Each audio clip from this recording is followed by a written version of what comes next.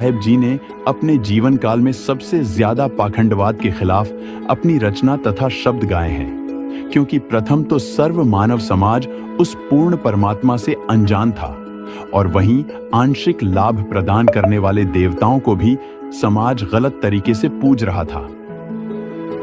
कबीर साहिब का विरोध इसी कारण होता था कि उन्होंने हिंदुओं तथा मुसलमानों की सर्व साधना तथा इबादत को व्यर्थ बताया। इसीलिए हिंदू धर्म के ब्राह्मण धर्मगुरु तथा मुस्लिम समाज के काजी मुल्लाओं के लिए उनके सबसे बड़े दुश्मन कबीर साहिब बन गए। लेकिन काशी राजा बीर सिंह बघेल कबीर साहिब जी के दृढ़ भक्त बन चुके थे, इसलिए हिंदू तथा मुसलमान राजा के कुछ नहीं बोल पा रहे थे, क्योंकि बीर सिंह बघेल ने अपने पूर्व गुरु ब्राह्मण की कबीर साहिब से हुई ज्ञान चर्चा से सच्चाई जानकर कबीर साहिब को गुरु धारण किया था।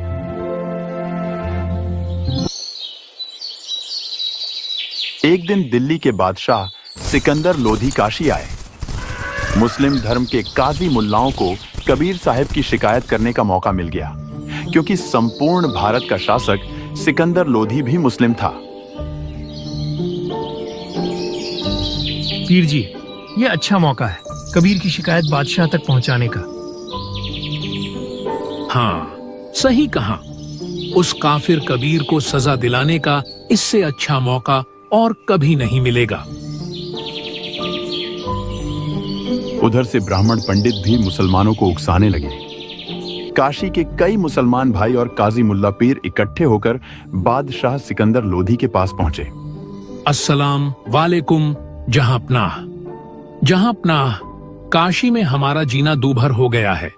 अब हमारा कोई ठिकाना नहीं है। क्यों, ऐसा क्या हुआ? सिकंदर के होते हुए आपको कोई कुछ क्या कह सकता है? बादशाह, एक कबीर नाम का काफिर है जो अपने आप को अल्लाह बताता है। वह हमारी इबादत को गलत ठहरा रहा है। बादशाह, वह काफिर न तो गोश्त खाता है और न ही हमें खाने दे रहा है। वह कहता है कि हमारे प्यारे नबी हजरत मोहम्मद जी ने कभी गोश्त नहीं खाया, तो आप क्यों यह जुल्म कर रहे हो? इस प्रकार वह कहीं भी पहुंच जाता है, अपने मुसलमान भाइयों को भ्रमित करता रहता है। अच्छा, ऐसे काफिर को तो जहन्नुम में तत्काल भेज देना चाहिए। पकड़ लाओ उस काफिर को। बादशाह के कुछ सैनिक कबीर साहिब को उनकी कुटिया से उठा लाते हैं। कबीर साहिब को बादशाह की सभा में ले आते हैं। बादशाह, यह अपने आप को अल्लाह बताता है और कहता है कि जीव हत्या महापाप है। अच्छा, इसका मतलब ये हमारे नबी से भी बड़ा आ गया। हमारे प्यारे नबी हजरत मोहम्मद जी ने एक गाय को मारकर जीवित कर दिया था। क्या तू कर सकता है ऐसा? बादशाह, गाय को मारकर जीवित कर देना कोई बड़ी बात नहीं है और इससे कोई अल्लाह नहीं बन जाता। चुप रहो। अगर तुम्हारे में इतनी ही शक्ति है तो आज एक मारी हुई गाय को जीवित करके दिखाओ, और अगर गाय को जीवित नहीं कर पाए तो मैं आज तुम्हारा सिर कलम कर दूंगा। हाँ बादशाह, आज इसके सामने एक गाय काटेंगे और इसे उसका गोश्त खिलाएंगे। सभी की एक राय बनी और इसका इंतजाम किया जाने लगा। बादशाह सहित सभी एक बड़े से मैदान में पहुंचे। कबीर साहिब को भी वहीं ले आए। काजी मुल्ला एक गर्भवती गाय लेकर आए। काटो इसे इसके सामने, देखते हैं इसे कितनी पीड़ा होती है।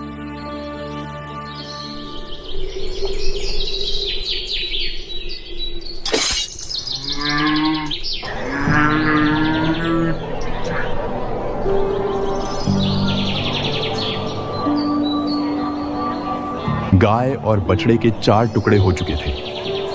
चुपचाप इस गाय और इसके बच्चे को जीवित कर, वरना आज तुम्हें जहन्नुम का रास्ता दिखा दूंगा। ए बादशाह, वो अलग अल्लाह में ही हूँ, इस सर्व सृष्टि का खालिक यानी रखवाला में ही हूँ, और मेरा नाम कबीर है।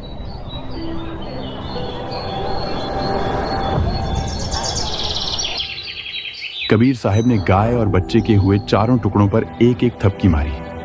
अचानक गाय और बच्चे के शरीर जुड़ गए और जीवित हो गए। सभी दर्शक कबीर साहिब के जोर जोर से जयकारे लगाने लगे। कबीर साहिब ने बछड़ा लगाकर दूध की बाल्टी भर दी।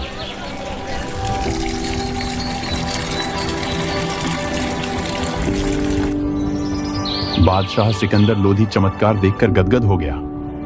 गऊ आपनी अम्मा है, ता पर छुरी ना बां। कबीर इसकी दूध को सभी आतम खाए। काजियों, आपका वो गोश्त कहाँ है? लाइए, मैं खाता हूं। अचंभित बादशाह भी कबीर साहब के चरणों में गिर गया। हमें माफ करो परवरदिगार, मुझसे भारी भूल हुई है। सैनिकों, कबीर जी को उनकी कुटिया तक पालकी से पहुंच